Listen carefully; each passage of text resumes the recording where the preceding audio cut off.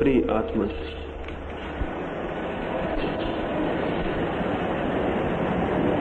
जो बाहर है वो एक स्वप्न से ज्यादा नहीं, और जो सत्य है वो भीतर है। जो दृश्य है वो परिवर्तन है, और जो दृष्टा है वो सनातन है। सत्य की खोज में विज्ञान बाहर देखता है, धर्म भीतर देखता है। विज्ञान परिवर्तन की खोज है, धर्म शाश्वत की, और सत्य शाश्वत ही हो सकता है। इस शाश्वत सत्य की दिशा में तीसरा सूत्र साक्षी भाव है। दृष्टा को खोजना है तो दृष्टा बने बिना और कोई रास्ता नहीं। लेकिन हम सब हैं सोए हुए लोग, हम सब करीब करीब सोए सोए जीते, सोए सोए ही जागते। बुद्ध एक सुबह प्रवचन करते थे, कोई 10,000 लोग इकट्ठे थे। सामने ही बैठकर एक भिक्षु पैर का अंगूठा हिलाता था। बुद्ध ने बोलना बंद कर दिया और उस भिक्षु को पूछा कि ये पैर का अंगूठा तुम्हारा क्यों हिल रहा है। जैसे ही बुद्ध ने ये कहा, पैर का अंगूठा हिलना बंद हो गया। उस भिक्षु ने कहा, आप भी कहां की फिजूल बातों में पड़ते हैं, आप अपनी बात जारी रखिए। बुद्ध ने कहा, नहीं, मैं ये पूछे बिना आगे नहीं बढ़ूंगा कि तुम पैर का अंगूठा क्यों हिला रहे थे। उस भिक्षु ने कहा, मैं हिला नहीं रहा था, मुझे याद भी नहीं था, मुझे पता भी नहीं था। तो बुद्ध ने कहा, तुम्हारा अंगूठा है और हिलता है और तुम्हें पता नहीं, तो तुम सोए हो या जागे हुए। और बुद्ध ने कहा, पैर का अंगूठा हिलता है, तुम्हें पता नहीं, मन भी हिलता होगा और तुम्हें पता नहीं होगा, विचार भी चलते होंगे और तुम्हें पता नहीं होगा, वृत्तियां भी उठती होंगी और तुम्हें पता नहीं होगा। तुम होश में हो या बेहोश हो, तुम जागे हुए हो या सोए हुए हो।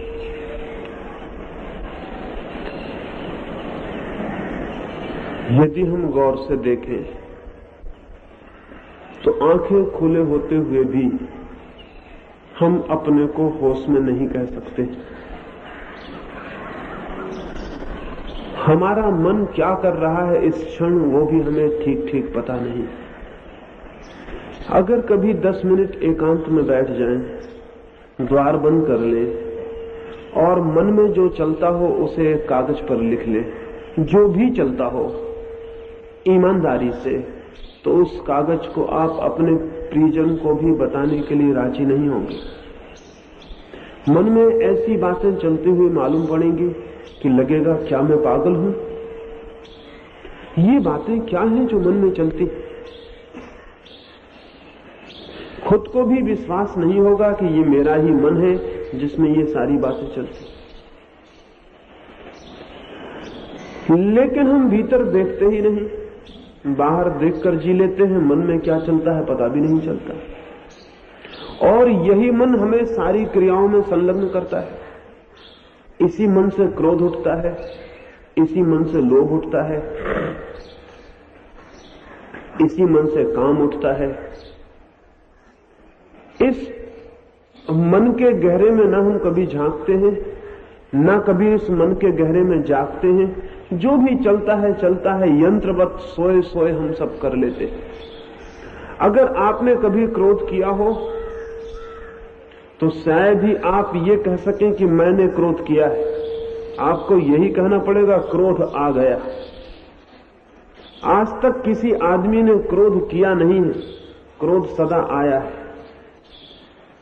आप क्रोध के कर्ता नहीं हैं, आप सिर्फ क्रोध के विक्टिम हैं, शिकार हैं। आप पूरी जिंदगी स्मरण करें तो ये नहीं कह सकते कि मैंने एक बार क्रोध किया था। क्रोध में करने में आप मालिक नहीं थे। अगर मालिक होते तो आपने किया ही नहीं होता। कोई आदमी जान के गड्ढे में नहीं गिरता, गिर जाता है, ये दूसरी बात है। किसी आदमी ने जान के क्रोध भी नहीं किया है कभी, क्रोध हो जाता है, ये दूसरी बात है। क्रोध घटता है, क्रोध हम करते नहीं है। तो हम सोए हुए आदमी हैं या जागे हुए? और प्रेम के संबंध में तो लोग कहते ही हैं कि प्रेम हमने किया नहीं, हो गया।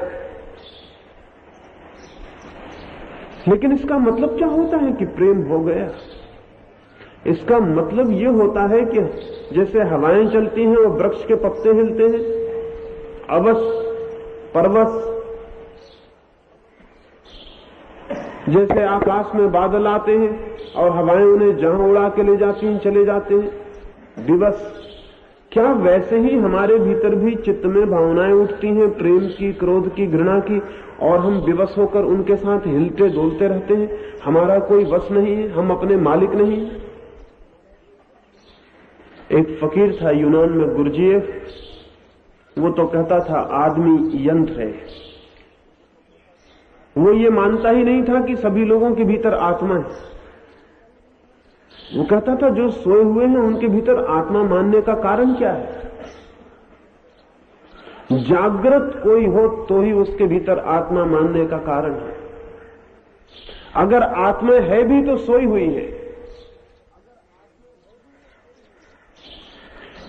हमारा सारा व्यक्तित्व भी सोया हुआ है। न हमने कभी क्रोध किया है, न हमने प्रेम किया है। चीजें घटती रही हैं और हम उनके साथ हिलते रहे हैं, डोलते रहे, यंत्रवत। जैसे किसी ने बटन दबा दी हो और बिजली जल गई, तो बिजली ये नहीं कह सकती कि मैं जल गई हूं, वो यही कह सकती है जलना हो गया। हमें भी कोई बटन दबा देता है और क्रोध जल जाता है, हम भूल से कहते हैं कि मैंने क्रोध किया, क्रोध हो गया। बटन दबी और क्रोध हो जाता है, पता भी नहीं चलता कब हो गया। हमारे सारे व्यक्तित्व का पूरा आधार ऐसा ही अनकॉन्शियस अचेतन है। इस अचेतन चित्त को लेकर कोई सत्य का साक्षात्कार नहीं कर सकता है। सत्य के साक्षात्कार के लिए कॉन्शियस, चेतन, होश से भरा हुआ होना जरूरी है। इस होश के लिए ही तीसरा सूत्र आपसे कहना चाहता हूं, जीवन की प्रत्येक क्रिया के प्रति जागरूक होना साधना का एकमात्र मार्ग है। जो भी हम करते हैं वो निद्रित न हो, जो भी हम करते हैं वो जागृत हो। बहुत कठिन है ये बात। अगर रास्ते पर आप चल रहे हैं और जागृत होकर चलने की कोशिश करें तो आपको पता चलेगा कितना कठिन। एक दो क्षण याद रख पाएंगे कि मैं चल रहा हूं और फिर ये बात भूल जाएगी और चलना मैकेनिकल, यांत्रिक ढंग से होने लगेगा, मन कहीं और चला जाएगा। 5 मिनट भी चलते हुए ये होश रखना मुश्किल है कि मैं चल रहा हूं। अपनी ही क्रिया है चलने की, अपना ही मन है, लेकिन चलने की क्रिया को 5 मिनट तक सतत स्मरण रखना, रिमेंबर रखना मुश्किल मामला है। इसे थोड़ा लौटते वक्त करके प्रयोग करेंगे तो ख्याल में आएगा। और जब चलने की साधारण सी क्रिया के प्रति हम 5 मिनट नहीं जाग सकते तो आत्मा की बहुत गहरी क्रियाओं के प्रति हम कैसे जाग सकते? बुद्ध एक रास्ते से गुजरते हैं, उनके साथ एक भिक्षु है आनंद। वे आनंद से बात कर रहे हैं। एक मक्खी आकर उनके गले पर बैठी है, उन्होंने मक्खी उड़ा दी है। फिर रुक के खड़े हो गए, फिर आनंद से कहा, भूल हो गई आनंद, मक्खी को मैंने सोए सोए उड़ा दिया। तुमसे बात करता रहा और हाथ मशीन की तरह गया और मक्खी को उड़ा दिया, गलती हो गई। फिर उस जगह हाथ ले गए जहां मक्खी बैठी थी, अब मक्खी वहां नहीं है, वो कभी की उड़ चुकी। फिर वहां हाथ ले गए, फिर उस मक्खी को उड़ाया जो नहीं थी। आनंद ने कहा, आप ये क्या कर रहे हैं? बुद्ध ने कहा, अब मैं जाग कर मक्खी को उड़ा रहा हूं जैसे कि मुझे उड़ाना चाहिए था।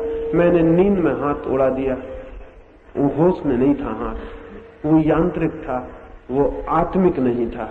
अब मैं उस तरह हाथ ले जा रहा हूं जाग कर जैसे कि मुझे ले जाना चाहिए था। कभी आपने ख्याल किया, इस हाथ को नीचे से ऊपर तक उठाएं होश से भर के, आपको पूरा पता हो कि हाथ उठ रहा है और आप हैरान हो जाएंगे।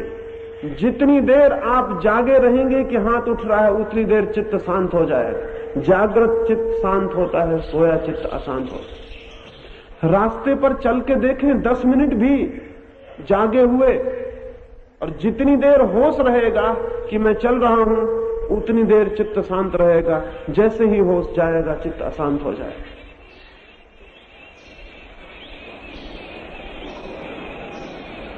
हमारी सामान्य क्रियाओं से शुरू करना जरूरी है साक्षी का भाव।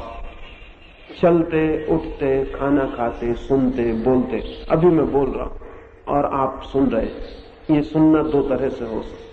या तो सोए सोए आप सुन रहे हैं एक यंत्र की तरह, या आप जाग के सुन रहे हैं कि आपको पूरा पता है कि आप सुन रहे हैं। होश है पूरा कि आप सुन रहे हैं। अगर आप होश पूर्वक सुन रहे हैं तो सुनने में ही एक अद्भुत शांति आनी शुरू हो जाएगी जिसका आपको कोई पता नहीं। यही प्रयोग करके देखें। मुझे सुन रहे हैं, इस तरह सुने कि आपको पूरी तरह पता है कि आप सुन रहे हैं। सिर्फ कान पे चोट नहीं पड़ रही, पीछे मन पूरी तरह जाग कर सुन रहा है। मन साक्षी है कि सुनने की क्रिया हो रही है, और मन एकदम शांत होने लगेगा। सुनने में भी शांत होने लगेगा। भोजन कर रहे हैं तो भोजन करें जाग कर, और जैसे ही जाग कर भोजन करेंगे, भोजन करने की क्रिया ही रह जाएगी, मन और कहीं नहीं जाएगा। जाग कर कोई भी काम होगा तो मन इधर उधर भागना बंद कर देगा। सोया हुआ मन भागता है, जागा हुआ मन नहीं भागता है। जापान में एक फकीर था, बोकोजू। वो लोगों को वृक्षों पर चढ़ने की कला सिखाता, और वो ये कहता था कि वृक्षों पर चढ़ने की कला के साथ ही मैं जागने की कला भी सिखाता हूं। अब फकीर को वृक्षों पर चढ़ने की कला सिखाने से कोई प्रयोजन भी नहीं है, लेकिन उस फकीर ने बड़ी समझ की बात खोजी थी कि जागना और वृक्ष पर चढ़ना एक साथ सिखाना आसान था। जापान का एक राजकुमार उस फकीर के पास वृक्ष पर चढ़ना सीखने गया। कोई 150 फीट ऊंचे सीधे वृक्ष पर उस फकीर ने कहा कि तुम चढ़ो, और वो फकीर नीचे बैठ गया। राजकुमार जैसे जैसे ऊपर जाने लगा, उसने नीचे लौट कर देखा, वैसे वैसे फकीर ने आंख बंद कर ली। राजकुमार 150 फीट ऊपर चढ़ गया, जहां से जरा भी चूक जाए तो प्राणों का खतरा है। तेज हवाएं हैं, वृक्ष कपता है, आखिरी शिखर तक जाके उसे वापस लौटना है।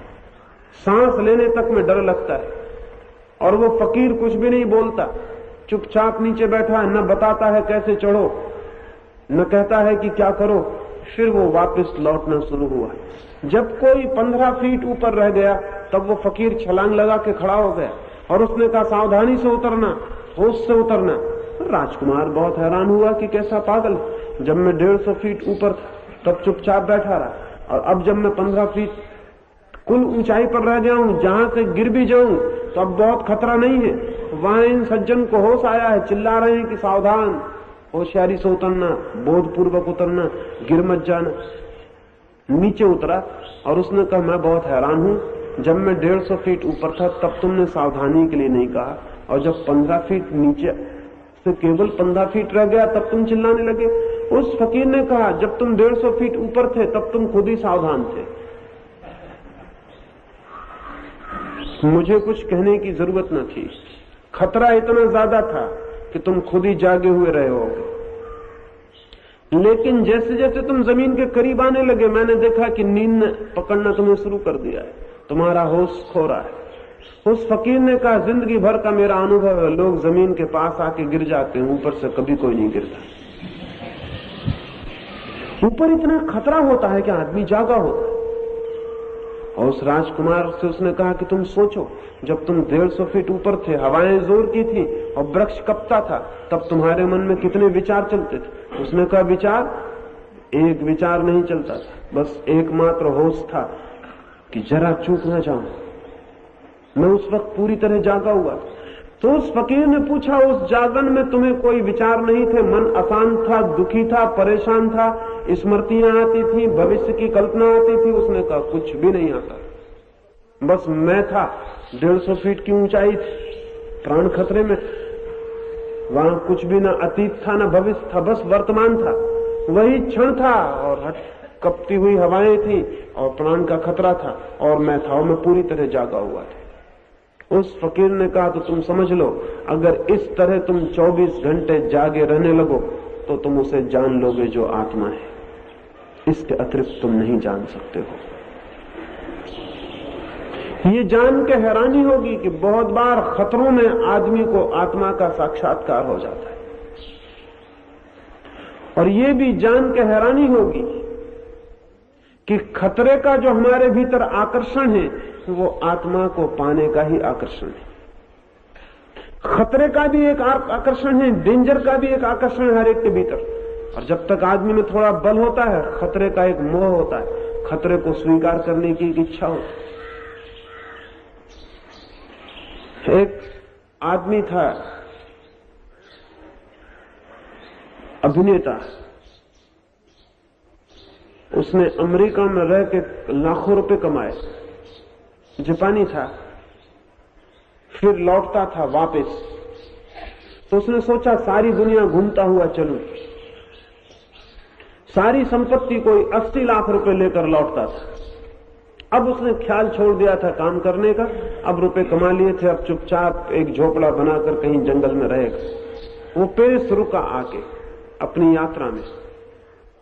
जिस होटल में ठहरा था, उस होटल में किसी परिचित ने कहा कि पेरिस आए हो तो पेरिस के जुआ घर देखना बहुत जरूरी है, उनको बिना देखे व्यर्थ है, पेरिस तुमने देखा ही नहीं, तो पेरिस का जुआ घर जरूर देख लो। उस आदमी ने कहा, मैंने कभी जुआ नहीं खेला, लेकिन तुम कहते हो तो चलो चलता हूं। वो पेरिस के बड़े जुआ घर में गया और उसने जाके 80 लाख रुपए एक ही साथ दांव पर लगा दिए, जितना लाया था कमा। उसके मित्र ने कहा, क्या पागलपन करते हो, पागल हो गए हो, इतना बड़ा दांव पेरिस के जुआ घर में कभी भी नहीं लगाया गया, एक ही दांव और इकट्ठा, और उसके पास एक पैसा नहीं बचता है पीछे। पर उस अभिनेता ने कहा, अगर दांव ही लगाना है तो पूरा लगाना चाहिए, नहीं तो दांव का मजा ही नहीं आएगा। उसने वो 80 लाख रुपए का दांव लगा दिया और हार गया। उस जुआ घर से होटल तक लौटने के लिए पैसा भी मित्र से उधार लेने पड़े। सन्नाटा छा गया होटल में, और सभी लोगों ने समझा कहीं वो आदमी मर न जाए,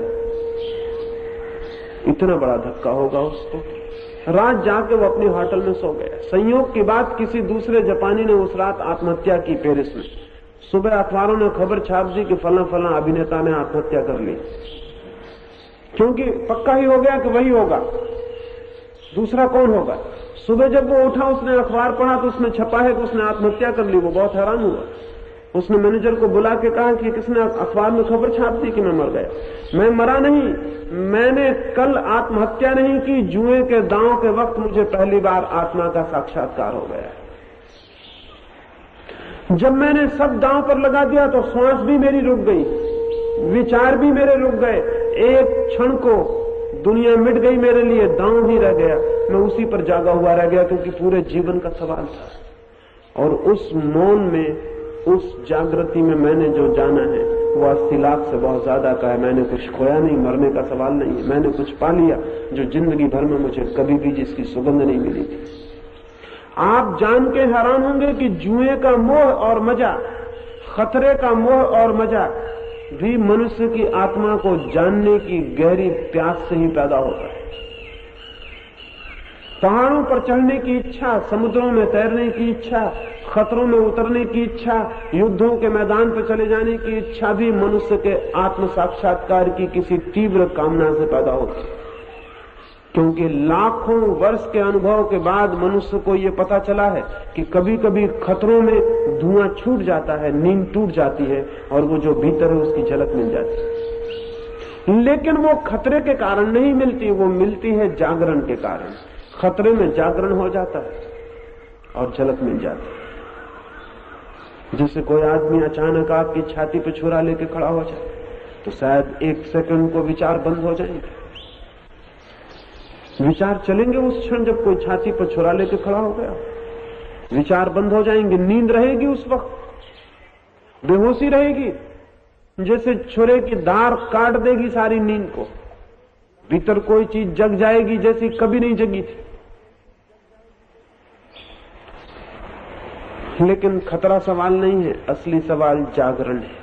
अगर हम जागने का प्रयोग कर सकें तो जीवन की सामान्य स्थितियों में भी वो भीतर की धार, वो भीतर का द्वार, वो भीतर का अंधेरा टूट सकता है, नींद टूट सकती है। लेकिन जागने के लिए क्या किया जा सकता है? जागने के लिए 3 सूत्र स्मरण रखने चाहिए। एक तो शरीर की कोई भी क्रिया होश पूर्वक हो, बेहोशी पूर्वक ना हो। शरीर की कोई भी क्रिया, हाथ भी हिले, पैर भी उठे तो होश पूर्वक उठे। और अगर 4-6 महीने निरंतर ध्यान रखा जाए तो शरीर की सब क्रियाएं होश पूर्वक होनी शुरू हो जाती। और जब शरीर की सारी क्रियाएं होश पूर्वक होती हैं तो शरीर से सारे तनाव, सारे टेंशन्स विदा हो जाते हैं, शरीर एकदम रिलैक्स्ड हो जाता है। शरीर इतना हल्का हो जाता है, वेटलेस, जैसे उड़ जाएगा। ऐसा लगने लगता है जैसे शरीर है ही नहीं।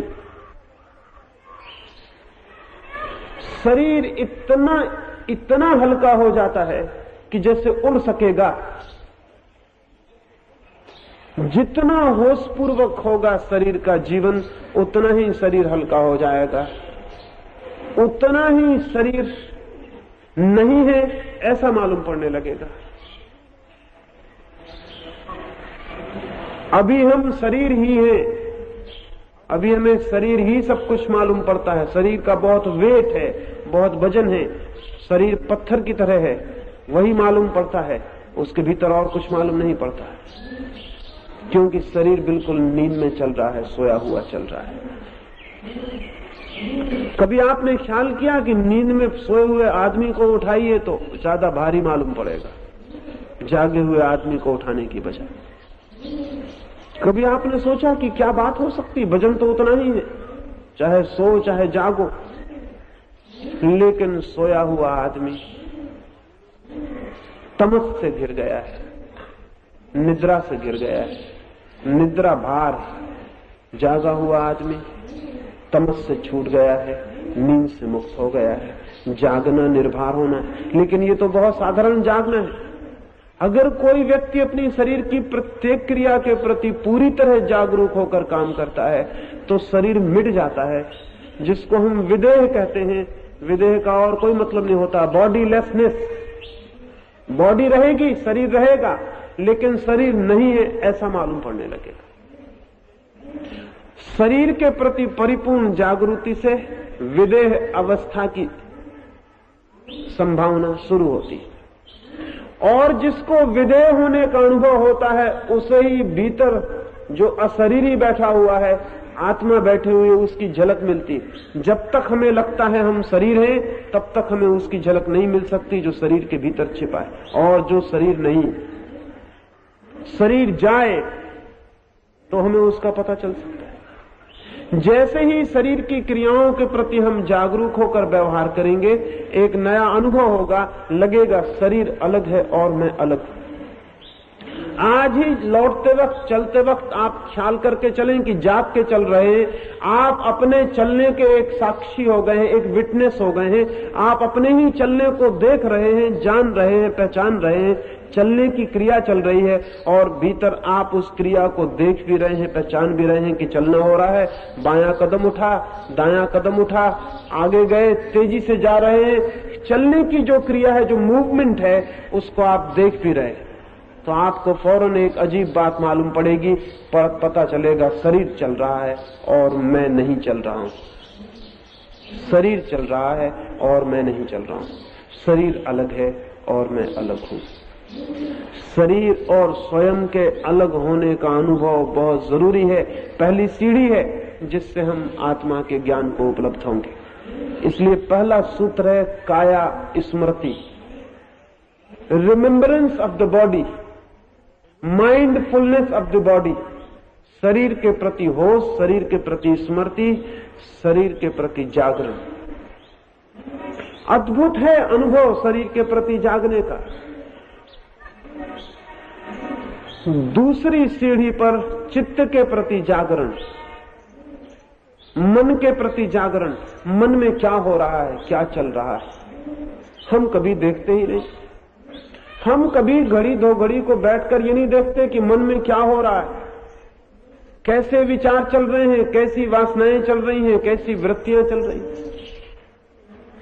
मन में जोर के तूफान प्रतिक्षण चल रहे हैं, 24 घंटे चल रहे हैं। एक क्षण भी मन शांत नहीं है, मौन रही है, मन काम कर रहा है। शरीर तो रात में सो भी जाता है, मन तब भी नहीं सोता, तब भी उसका काम जारी। रात सपने चल रहे हैं। मुश्किल से स्वस्थ आदमी रात में 10 मिनट को सोता है पूरी तरह, बाकी समय सपने चलते ही रहते। आप कहेंगे हमें तो सुबह याद नहीं रहता। याद नहीं रहेगा, सिर्फ वही सपने याद रहते हैं जो सुबह के करीब, जागने के करीब आने शुरू होते हैं। जब चित्त थोड़ा जागने लगता है तब जो सपने आते हैं वो याद रहते हैं। वो सपने याद नहीं रहते जो पूरी नींद में आते। लेकिन रात भर सपने चल रहे हैं और मन काम कर रहा है, मन पूरे वक्त काम कर रहा है। लेकिन इस मन का हमें कोई होश नहीं है। इस मन को कभी बैठ के हमने देखा नहीं कि क्या कर रहा है। इस मन को भी देखना जरूरी है। कभी घड़ी आधा घड़ी को दिन में, रात में द्वार बंद करके बैठ जाएं, सिर्फ ये देखने के लिए कि मन क्या कर रहा है, लड़ने के लिए नहीं। मन से लड़ना नहीं है कि ये गलत है, ये नहीं आना चाहिए, ये ठीक है, ये आना चाहिए, ऐसा नहीं। मन में जो भी आ रहा है उसे मैं देखूंगा, जैसे फिल्म पर चलती हुई कहानी को कोई देखता है, ऐसे मन के पर्दे पर जो भी चल रहा है मैं देखूंगा। देखने की शर्त है, न तो कंडेमिनेशन, निंदा मत करना मन की, अन्यथा देखना बंद हो जाएगा। मन बहुत बारीक है, बहुत डेलिकेट, बहुत सूक्ष्म है। अगर किसी चीज की निंदा की तो वो पीछे सरक जाएगी चीज, फिर वो दिखाई नहीं पड़ेगी। मन के दो हिस्से, एक चेतन मन है और एक अचेतन मन है। चेतन मन बहुत छोटा सा, अचेतन मन 9 गुना बड़ा है। जैसे ही किसी चीज पर आपने कहा ये बुरी है, ये नहीं होनी चाहिए, वो चेतन से हट के अचेतन में चली जाती है, अंधेरे में चली जाती है। वो आपसे डर गई, वो अब अंधेरे में चली जाएगी। वो रहेगी, जाएगी नहीं कहीं, लेकिन अब आपके सामने नहीं आएगी, आपके पीछे चली जाएगी। मन की निंदा मत करना, लेकिन हमें हजारों साल से यही सिखाया गया है कि मन की निंदा करो। हमें कहा जाता है मन शत्रु है, हमें कहा जाता है मन दुश्मन है, उसका नियंत्रण करो। हमें कहा जाता है मन में जो बुरा है उसको हटाओ, जो अच्छा है उसे लाओ। और हमें पता ही नहीं कि अच्छा और बुरा एक ही सिक्के के दो पहलू हैं। अच्छे और बुरे को अलग नहीं किया जा सकता। अगर कोई आदमी एक ही सिक्के के एक पहलू से मुक्त होना चाहे और दूसरे को बचाना चाहे तो पागल हो जाएगा। फेंको तो दोनों फेंक जाते हैं, बचाओ तो दोनों बच जाते हैं, एक नहीं बचाया जा सकता। लेकिन हमें सिखाया गया अच्छे को बचाओ, बुरे को हटाओ। अच्छा और बुरा एक ही चीज के दो पहलू। इसलिए जो संत है वो दोनों फेंक देता है, अच्छे और बुरे दोनों। तब जो शेष रह जाता है वो बात ही और है, न वो अच्छा है न वो बुरा है।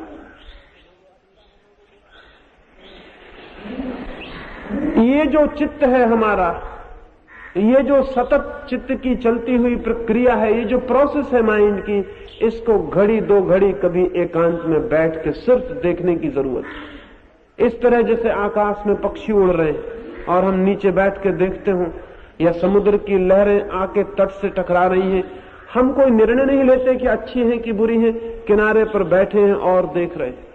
हम ये नहीं कहते कि आकाश में उड़ता हुआ फला पक्षी अच्छा है फला बुरा है, बस नीचे बैठे हैं और देखते।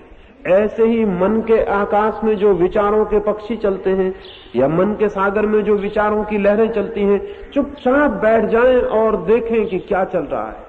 सिर्फ देखना काफी है, कुछ और करना जरूरी नहीं।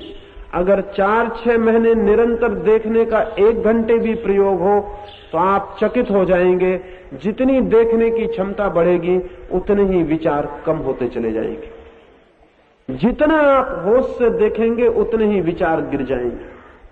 और एक घड़ी ऐसी आएगी कि मन तो होगा लेकिन विचार बिल्कुल नहीं होंगे। और जिस दिन ऐसी स्थिति आ जाती है विचार शून्य मन की, उसी दिन हम मन से भी ऊपर उठ जाते हैं।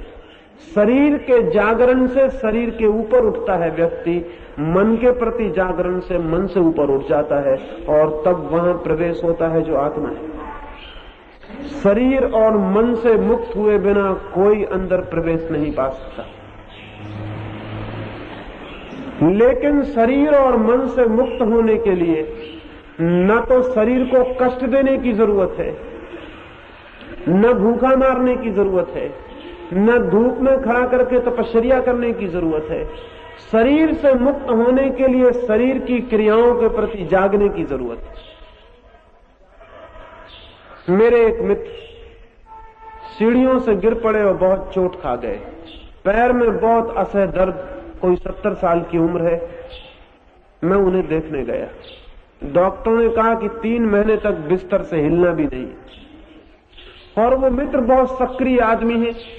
इस 70 साल की उम्र में भी भाग दौड़, चलना फिरना, काम, एक क्षण खाली, एक क्षण व्यर्थ बैठना मुश्किल है, आराम करना कठिन है। 3 महीने उन्हें एक ही सीधा पड़े रहना पड़ेगा। मैं उन्हें देखने गया, वो रोने लगे और कहने लगे इससे तो अच्छा था कि मैं मर जाता। 3 महीने में कैसे पड़ा रहूंगा? 3 महीने बर्दाश्त करना मुश्किल है। अभी 3 ही दिन बीते हैं और मैं घबरा गया। और डॉक्टर कहते हैं 3 महीने हिलना भी नहीं, करवट भी नहीं लेनी, सीधे ही पड़े रहे तो ही पैर ठीक हो सकेंगे। और पैर में बहुत तकलीफ है, उसे सहना मुश्किल है। अगर मैं काम में लग जाऊं तो शायद तकलीफ भूल भी जाए, लेकिन कोई काम नहीं तो वो तकलीफ ही तकलीफ मालूम हो रही। मैंने उनसे कहा एक छोटा सा प्रयोग करें, तकलीफ के प्रति जागने का प्रयोग करें। आंख बंद कर ले, मैं आपके पास बैठा हूं और तकलीफ को देखें कि कहां है, पिन पॉइंट करें कि कहां है। अभी आप कहते हैं पूरे पैर पे तकलीफ है, पूरे पैर पे नहीं हो सकती। कोई खास केंद्र होगा जहां सर्वाधिक होगी, तो सरकें, धीरे धीरे केंद्र पर आए। आंख बंद करके देखें कि ठीक वो केंद्र कहां है जहां तकलीफ है, उस केंद्र पर पहुंचे। उन्होंने आंख बंद कर ली और मैंने कहा खोजें खोजें खोजें। वो आंख बंद करके खोज करने लगे और उस जगह उनका चित्त पहुंच गया जहां तकलीफ थी। और 15 मिनट बीते, 20 मिनट बीते। मैंने उनसे 15 मिनट के लिए कहा था, 35 मिनट बीते, 45 मिनट बीते, और मैं उनका बाहर बैठा चेहरा देख रहा हूं। उनका चेहरा शांत होता जा रहा है, जैसे तकलीफ विलीन हो गई। कोई 65 मिनट पर उन्होंने आंख खोली और कहा ये तो बड़ी हैरानी की बात हो। जैसे जैसे मैंने गौर से देखा तो पता चला पूरे पैर पे तकलीफ भ्रम थी, पूरे पैर पे तकलीफ नहीं थी, वो सिर्फ ख्याल थी। तकलीफ बहुत छोटी जगह थी, एक पॉइंट पर थी। धीरे धीरे मैं उस पॉइंट पे पहुंच गया, और जब मैं ठीक उस पॉइंट पे पहुंचा जहां तकलीफ थी, दर्द था, तो मैं एकदम हैरान रह गया। मुझे दिखाई पड़ा दर्द वहां है और मैं यहां हूं, और दर्द और मेरे बीच लंबा फासला है। मैं दर्द नहीं हूं। कभी किसी दर्द के प्रति जाग कर देखें और आपको पता चलेगा आप दर्द नहीं। मैंने उनसे कहा ये 3 महीने भगवान का आशीर्वाद समझे, ये मौका कभी नहीं मिलेगा। 3 महीने दर्द के प्रति जागे।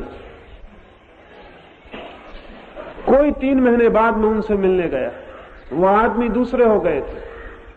उन्होंने मुझसे कहा कि सच में ही भगवान की कृपा है, अन्यथा मैं ऐसे ही मर जाता। मैं दर्द के प्रति ही जागने की कोशिश में धीरे धीरे शरीर के प्रति जाग गया हूं कि दर्द शरीर में था, दर्द के प्रति जागा, शरीर के प्रति जागा, और मुझे अद्भुत अनुभव हुए इन 3 महीनों में। वो आपसे कहना चाहता हूं। मैंने कहा क्या हुआ? उन्होंने कहा पहला तो मुझे यह अनुभव हुआ कि मैं शरीर नहीं हूं, और 3 महीने में ये प्रतीति इतनी गहरी और स्पष्ट हो गई कि मैं शरीर नहीं हूं कि अब मुझे मृत्यु का भी कोई भय नहीं है, क्योंकि मैं जानता हूं शरीर ही मरेगा, मैं नहीं मर सकता। लेकिन शरीर और हमारे बीच फासला नहीं है, डिस्टेंस नहीं है। हम कभी जागे ही नहीं। ध्यान रहे, जिस चीज के प्रति आप जागेंगे उसी से फासला हो जाएगा। जाग ही आप उस चीज के प्रति सकते हैं जो आप नहीं है, क्योंकि आप जागेंगे हमेशा दूसरी चीज के प्रति जागेंगे। शरीर के प्रति जागेंगे और शरीर अलग हो जाएगा। एक फकीर था, मुसलमान फकीर था, शेख फरीद। शेख फरीद के पास कोई गया और पूछने लगा कि मैंने सुना है कि जीसस को सूली दी गई और जीसस सूली पे लटकाए जा रहे थे तो भी हंस रहे थे। ये कैसे हो सकता है कि आदमी का शरीर लटकाया जा रहा हो सूली पर और आदमी हंसता हो? और उस आदमी ने पूछा, मैंने ये भी सुना है कि मंसूर के साथ तो और भी दुर्व्यवहार किया गया। मंसूर के पहले पैर काटे गए, फिर हाथ काटे गए, फिर आंखें फोड़ी गई और मंसूर हंसता रहा। ये नहीं हो सकता, ये कैसे हो सकता है? जिसके पैर कट गए हों, पैर से लहू गिर रहा हो, जिसके हाथ कट गए हों और जिसकी आंखें फोड़ दी गई हो, वो हंस रहा हो, ये नहीं हो सकता, ये कभी नहीं हो सकता, ये कैसे हो सकता है? मैं पूछने आया हूं। शेख फरीद हंसने लगा। उसके पास एक नारियल पड़ा था, उसने उठा के उस आदमी को दिया और कहा कि जाओ इस नारियल को फोड़ लाओ। एक बात ख्याल रखना, इसकी खोल टूट जाए लेकिन भीतर की गरी न टूटे। उस आदमी ने कहा ये नहीं हो सकेगा, नारियल कच्चा है, खोल और गरी जुड़े हुए, ये नहीं हो सकता। मैं खोल तोड़ूंगा, गरी भी टूट जाएगी। फरीद ने दूसरा नारियल उठा के दिया, सूखा नारियल, और कहा इससे हो सकता है, इसकी गरी को बचा के ले आना, खोल तोड़ देना। उस आदमी ने कहा यह हो सकता है। फरीद ने पूछा क्यों? उस आदमी ने कहा गरी और खोल के बीच फासला हो गया, हम खोल को तोड़ देंगे, भीतर की गरी साबित बच सकती, लेकिन कच्चे नारियल में ये नहीं हो सकता। तो फरीद ने कहा कि बस तू समझा कि नहीं समझा? जीसस और मंसूर जैसे लोग सूखे नारियल हैं, उनके शरीर और उनके बीच फासला है। तुम शरीर को चोट पहुंचाओ, वो चोट शरीर से भीतर नहीं जाती, वो गरी तक नहीं पहुंचती, वो आत्मा तक नहीं पहुंचती। और हम सब कच्चे नारियल हैं, हमारे ऊपर चोट पहुंचती, वो भीतर तक पहुंच जाती, क्योंकि बीच के फासले का हमें कोई भी पता नहीं है। शरीर के प्रति जागरण से स्वयं और शरीर के बीच डिस्टेंस, फासला पैदा होता है, और वो फासला इतना है कि आप हैरान हो जाएंगे। वो फासला जमीन और आसमान के बीच जो फासला है, इससे ज्यादा है। वो फासला जमीन और आसमान के बीच जो फासला है, इससे ज्यादा है। ये फासला कभी पूरा किया जा सकता है जमीन और आसमान के बीच का, शरीर और आत्मा के बीच का फासला कभी पूरा नहीं किया जा सकता। वो दिशाएं ही अलग हैं, डायमेंशन अलग हैं, उनके बीच जो फासला है वो दो बिल्कुल विभिन्न चीजों का फासला है, जिनके बीच कभी भी फासला पूरा नहीं किया जा सकता। लेकिन हमें तो लगता है कि मैं शरीर हूं, हमने फासला पूरा कर लिया। नींद में ये फासला पूरा हो गया। जैसे एक आदमी पोरबंदर में सोए और सपना देखे कि पोरबंदर में नहीं है, पेकिंग में है, सपने में फासला पूरा हो गया। उसे नींद में पता भी नहीं चल रहा कि वो पोरबंदर में है, वो पेकिंग में समझ रहा है आपने। सुबह नींद खुले और वो जाग के हैरान हो जाए और वो कहे कि मैं पेकिंग से वापस कैसे आया, क्योंकि मैं सपने में पेकिंग में था। मैं लौटा कैसे, मैं गया कैसे? तो हम उससे कहेंगे ना तुम गए ना तुम लौटे, तुम्हें सिर्फ ख्याल पैदा हुआ कि तुम गए और तुम लौटे। तुम सदा यहीं थे, रात भी तुम यहीं थे, तुम पोरबंदर में ही थे, पेकिंग में तुम गए ही नहीं, पेकिंग तुम पहुंचे ही नहीं, लौटे भी तुम नहीं। पेकिंग में होने का सिर्फ ख्याल था, सिर्फ इल्यूजन था। आदमी की आत्मा शरीर तक कभी पहुंची ही नहीं है और न लौटने का सवाल है। सिर्फ ख्याल है कि हम शरीर में हैं, कि मैं शरीर हूं। ये शरीर में होना सिर्फ एक सपना है, शरीर से लौटना नहीं है, सिर्फ जागना है और सपना टूट जाएगा और पेकिंग से लौटना नहीं पड़ेगा। आप पाएंगे कि आप पोरबंदर में, आदमी आत्मा में ही है, शरीर वो हो नहीं गया है, बस शरीर में होने का ख्याल पैदा हो गया है कि मैं शरीर में हूं। और ख्याल अगर पैदा हो जाए और ख्याल अगर मजबूत हो जाए और अगर हम उसी ख्याल को मजबूत करते चले जाएं तो आत्मा भूल जाती है और शरीर ही रह जाता। अमेरिका में 100 वर्ष पहले ऐसा हुआ, लिंकन की शताब्दी मनाई जा रही थी। एक आदमी की खोज की गई जो लिंकन जैसा दिखाई पड़ता था। बहुत मुश्किल से वो आदमी मिला और एक आदमी मिल गया जिसकी शक्ल ठीक लिंकन जैसी थी। उसको लिंकन का पार्ट अदा करने के लिए पूरी अमेरिका में घुमाया गया। जगह जगह लिंकन के जीवन चरित्र का नाटक हुआ और उस आदमी ने अब्राहम लिंकन का पाठ किया। 1 साल तक वो आदमी एक कोने से दूसरे कोने तक लिंकन का पाठ करता रहा, लेकिन साल भर बाद एक बड़ी गड़बड़ हो गई। नाटक खत्म हो गया, शताब्दी समाप्त हो गई, समारोह बंद हो गया और उस आदमी को यह भ्रम पैदा हो गया कि वो अब्राहम लिंकन। वो भूल गया, पागल हो गया, घर लौट आया लेकिन अपना नाम बताने लगा अब्राहम लिंकन। पहले तो लोगों ने समझा कि वो मजाक कर रहा है, लेकिन मजाक नहीं थी। उसने जो कपड़े नाटक में पहने थे वो उतारने से इंकार कर दिया। उसने कहा यही तो मेरे कपड़े। वो उन्हीं कपड़ों को पहन के सड़कों पर निकलने लगा। वो बिल्कुल लिंकन तो मालूम होता था, कपड़े भी लिंकन के पहनता था, वही लिबास पुराना जो लिंकन का था, उसी तरह छड़ी रखता था, उसी चाल से चलता था। पहले तो लोगों ने समझा कि वो मजाक कर रहा है, लेकिन जब महीने 2 महीने बीत गए और घर के लोग, पत्नी, बेटे, वो किसी को मानता ही नहीं था। वो कहता था मैं अब्राहम लिंकन। तब तो परेशानी हुई। उसे बहुत समझाया गया लेकिन वो मानने को राजी नहीं हुआ। उसे बहुत डराया धमकाया गया लेकिन वो मानने को राजी नहीं हुआ। फिर लोगों को शक हुआ कि ये खुद अपने भीतर तो जानता ही होगा कम से कम कि मैं अब्राहम लिंकन नहीं हूं, बहुत भीतर तो जानता होगा। तो एक मशीन होती है लाई डिटेक्टर, जिस पर झूठ पकड़ी जा सकती, उस मशीन पर उसको खड़ा किया गया। उस मशीन पर खड़े करके अगर आपसे पूछा जाए तो जो सत्य है वो आप बोलेंगे तो आपकी हृदय की गति दूसरी रहती, और आप असत्य बोलेंगे तो हृदय की गति में फर्क पड़ जाता है। इसलिए वो मशीन नीचे हृदय की गति आंक लेती है कि फर्क कब पड़ा। जैसे आपसे पूछा कि आप स्त्री हो कि पुरुष, आपने कहा मैं पुरुष, तो झूठ बोलने का कोई कारण नहीं है, मशीन नीचे आपकी गति अंकित करेगी। आपसे पूछा कि इस समय कितना बजा है घड़ी में, आपने कहा 9, तो झूठ बोलने का कोई कारण नहीं, मशीन नीचे अंकित करेगी। आपसे 8-10 ऐसे प्रश्न पूछे जाएंगे जिनमें झूठ बोलने का कोई कारण ही नहीं। फिर आपसे असली सवाल पूछा जाएगा। यही उसके साथ किया गया। 10 सवाल पूछे गए, उसने सबका ठीक जवाब दिया। फिर उससे पूछा गया तुम अब्राहम लिंकन हो? वो घबरा गया था, वो परेशान हो गया था इस बात से, लोग पूछ पूछ के हैरान कर दिए। उसने कहा मैं अब्राहम लिंकन नहीं हूं, लेकिन मशीन ने नीचे से बताया कि यह आदमी झूठ बोल रहा है। वो तो भीतर से जानता था कि मैं अब्राहम लिंकन हूं। मशीन ने बताया कि यह आदमी इस वक्त झूठ बोल रहा है। तब तो बड़ी मुश्किल हो गई। कैसे ये ख्याल इसे पैदा हो गया? ये ख्याल पैदा हो सकता है। हमें लगेगा वो आदमी पागल था, लेकिन जो जानते हैं वो कहेंगे हम सब भी पागल हैं, हमको भी ये ख्याल पैदा हो गया है कि हम शरीर। और ये ख्याल बहुत लोगों को पैदा होते। जब स्टालिन रूस में हुकूमत में था तो इस रूस के कई पगलों को यह ख्याल था कि स्टालिन। जब चर्चिल हुकूमत में था तो कई पगलों को इंग्लैंड में ख्याल था कि वो चर्चिल। नेहरू जब हुकूमत में थे तो हिंदुस्तान में कम से कम 10 आदमी थे जिनको ख्याल था कि वो नेहरू। एक ऐसे आदमी से नेहरू का मिलना भी हो गया। एक पागल खाने में नेहरू गए और उस पागल खाने में एक पागल था जो ठीक हो गया। पागल खाने के अधिकारियों ने उसे रोक रखा था कि कल नेहरू आने वाले, उन्हीं के हाथ से इसको मुक्ति दिलवा देंगे तो ये भी खुश होगा, जलसा भी हो जाए। नेहरू से मिलकर बहुत खुश हुए और उन्होंने कहा मैं बहुत खुश हूं कि तुम ठीक हो गए। तुम बिल्कुल ठीक हो गए हो? उस आदमी ने कहा मैं बिल्कुल ठीक हो गया हूं, लेकिन महाशय मैं भूल गया पूछना आपसे कि आप हैं कौन?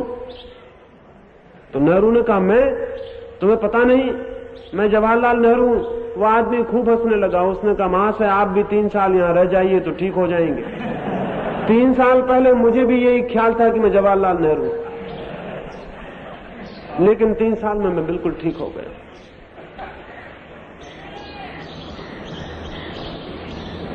आदमी के भ्रमों की कोई सीमा नहीं। भ्रम तोड़ने का एक ही उपाय है जागरण, और पहला बुनियादी भ्रम है आदमी को कि मैं शरीर हूं। तो जब तक ये भ्रम बना हुआ है तब तक मैं आत्मा हूं ये नहीं जाना जा सकता। लेकिन कुछ साधु संत सिखाते हैं कि बैठ कर ये विचार करो कि मैं शरीर नहीं हूं, मैं शरीर नहीं हूं। इससे कुछ भी नहीं होगा। क्योंकि जितनी बार आप कहते हो मैं शरीर नहीं हूं, उतने बार ही आप ये बात सिद्ध कर रहे हो कि आप जानते हो कि आप शरीर हो। साधु संत सिखाते हैं कि बैठ के ये जप करो कि मैं शरीर नहीं हूं, मैं शरीर नहीं हूं, लेकिन इस जप का मतलब क्या है? इस जप का मतलब यह है कि आप मानते हो कि आप शरीर हो और उस मान्यता को तोड़ने के लिए उल्टी मान्यता पैदा कर रहे हो। अगर एक पुरुष बैठ के एक कोने में कहे कि मैं पुरुष हूं, मैं पुरुष हूं, तो हमें शक होगा कि इस आदमी को दिमाग में गड़बड़ है, क्योंकि अगर ये पुरुष है तो दोहराता क्यों है?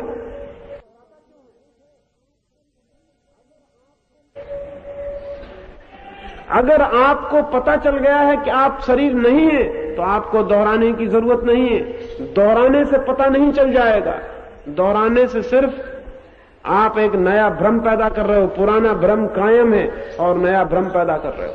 नहीं, दोहराना नहीं है, शरीर के प्रति जागना है। जागने से यह पता चल जाएगा कि मैं शरीर नहीं हूं, इसको दोहराना नहीं पड़ेगा। जैसे एक मैंने कहा कि एक आदमी पोरबंदर में सोया है और सपना देखता है कि मैं पेकिंग में हूं, और वो सपने में कहे कि नहीं मैं पेकिंग में नहीं हूं, नहीं मैं पेकिंग में नहीं हूं, नहीं मैं पेकिंग में नहीं हूं, तो भी कोई फर्क नहीं पड़ता, क्योंकि ये कहना कि मैं पेकिंग में नहीं हूं इस बात को मान लेने से शुरू होता है कि मैं पेकिंग में हूं। इसके कहने की कोई जरूरत नहीं है। हम सिर्फ उसी को निगेट करते हैं, विरोध करते हैं जिसको हम स्वीकार कर लेते हैं। स्वीकृति को ही विदा करना है, अस्वीकृति नहीं पैदा करनी है। और स्वीकृति कैसे विदा होगी? स्वीकृति जागने से विदा होगी, क्योंकि स्वीकृति निद्रा से पैदा हुई। हम सोए हुए हैं इसलिए लगता है कि हम शरीर हैं, हम जाग जाएंगे लगेगा कि हम शरीर नहीं है। इसलिए पहला स्मरण है शरीर की क्रियाओं के प्रति, दूसरा स्मरण है मन के विचारों के प्रति। और जैसे ही मन के विचारों के प्रति हम जागेंगे वैसे ही विचार खो जाएंगे। विचार भी निद्रा से पैदा होते हैं, और जितनी गहरी निद्रा हो विचार उतने ही सत्य मालूम होते हैं। इसलिए तो नींद में सपना सच मालूम होता है, दिन में आपको उतना सच नहीं मालूम होता, क्योंकि दिन में आप थोड़े जाग गए।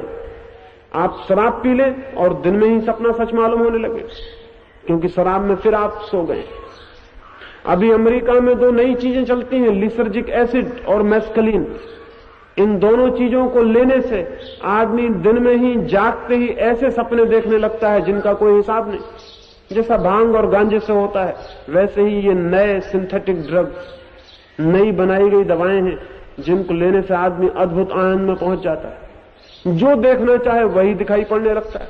स्वर्ग देखिए, नरक देखिए, भगवान देखिए, जो भी देखना चाहिए देखिए। बस एक ड्रग ले लीजिए और 6 घंटे के लिए खो जाइए। 6 घंटे फिर आप दूसरी दुनिया में। प्रत्येक विचार सत्य मालूम होगा। जिस मात्रा में नींद गहरी होगी, बेहोशी होगी, विचार उतने ही सत्य मालूम होंगे। जिस मात्रा में जागरण होगा, विचार असत्य होते चले जाएंगे। जागरण पूर्ण होगा, विचार शून्य हो जाएंगे। जागे हुए चित्त में कोई विचार नहीं होता।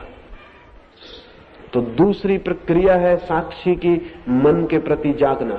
ये घंटे भर कभी एकांत में बैठ के करना जरूरी है, और बन सके तो दिन में जब भी ख्याल आ जाए तब मन के विचारों के प्रति होश रखना जरूरी है, अवेयरनेस रखना जरूरी है। एक 6 महीने का प्रयोग और चित्त को रूपांतरित कर देता है। ये 2 जागरण आपको करने हैं, तीसरा जागरण अपने आप आता है। जो आदमी शरीर के प्रति और मन के प्रति जाग जाता है, और जिस आदमी को यह अनुभव हो जाता है कि मैं शरीर नहीं हूं, और जिसको यह अनुभव हो जाता है कि मन के विचार शांत हो गए, उसको तीसरा जागरण अपने आप आता है। वो है आत्म जागरण। शरीर के प्रति जागना पड़ता, मन के प्रति जागना पड़ता, आत्म जागरण अपने आप आता है। 2 जागरण हमें करने पड़ते हैं, तीसरा जागरण अपने से उपलब्ध होता है। ये 2 जागरण जहां पूरे हो जाते हैं, तीसरा जागरण प्रकट हो जाता है। जैसे कोई आदमी छत पर खड़ा हो और कूदना चाहे छत से, तो कूदेगा। कूदने के बाद अगर वो हमसे पूछे कि अब मैं जमीन पर पहुंचने के लिए और क्या करूं, तो हम उससे कहेंगे अब तुम्हें कुछ भी नहीं करना, अब जमीन तुम्हें खींच लेगी, तुम कूद गए इतना काफी है, अब बाकी काम जमीन करेगी। जमीन में ग्रेविटेशन है, वो तुम्हें खींच लेगा। छत से कूदो मत, तो जमीन का ग्रेविटेशन काम नहीं करेगा, गुरुत्वाकर्षण काम नहीं करेगा। छत से कूद जाओ, फिर तुम्हें कुछ भी नहीं करना है, फिर जमीन खींच लेगी। हम शरीर और मन पर रुके हुए हैं, अटके हुए हैं। वहां से हम कूद जाएं, फिर आत्मा का ग्रेविटेशन है, आत्मा की कशिश है, आत्मा का गुरुत्वाकर्षण है, वो जमीन के गुरुत्वाकर्षण से भी ज्यादा है। बस एक बार हम कूद जाएं शरीर की छत से, फिर आत्मा खींच लेती है। एक बहुत प्राचीन इजिप्ट की किताब में एक वचन है कि तुम एक कदम चलो परमात्मा की तरफ और परमात्मा तुम्हारी तरफ 1000 कदम चलता है। एक कदम तुम उठाओ, 1000 कदम परमात्मा की शक्ति उठाती। उसे उठाना नहीं पड़ता, बस तुम्हारा एक कदम छलांग बन जाती है और फिर खींच लिए जाता है आदमी। शरीर और मन से कूद जाना है, फिर हम वहां पहुंच जाते हैं जहां आत्मा है। वो तीसरा जागरण अपने आप आता है। 2 साक्षी भाव स्वयं साधने हैं, तीसरा अपने आप आता है। ये कहना भी शायद गलत है कि अपने आप आता है।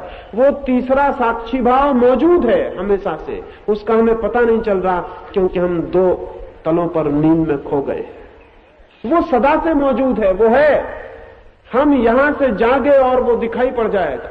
जैसे कि हम अभी आंख बंद करके बैठ जाएं तो सूरज है बाहर, लेकिन हमें पता नहीं चलेगा। हम आंख खोलें और हम कहेंगे सूरज आ गया। सूरज आ नहीं गया। सूरज तब भी था जब हम आंख बंद किए बैठे थे, लेकिन आंख बंद हो तो सूरज दिखाई कैसे पड़े? हम शरीर के तरफ खोए हुए हैं, इसलिए वो हमें नहीं दिखाई पड़ता जो शरीर के पीछे है। हम शरीर से उठ जाएं और वो हमें दिखाई पड़ जाएगा जो पीछे। जिस दिन बुद्ध को सत्य की उपलब्धि हुई, लोगों ने उनसे पूछा कि तुम्हें क्या मिल गया है, तुम क्यों नाचते हो, क्यों इतने खुश हो रहे हो, तुम्हें मिला क्या है? बुद्ध ने कहा, मिला कुछ नहीं, जो सदा से मिला हुआ था उसका ही पता चल गया है। जो सदा से ही मिला हुआ था उसका ही पता चल गया। बुद्ध ने कहा, मिला कुछ भी नहीं, कुछ खो जरूर गया है, नींद खो गई है, अज्ञान खो गया है। ज्ञान मिला है ऐसा मैं नहीं कहूंगा, क्योंकि ज्ञान था, मैं नींद में था इसलिए उसका पता नहीं चलता। सत्य है हमारे पास, उसे खोजने कहीं जाना नहीं है, सिर्फ जागना है।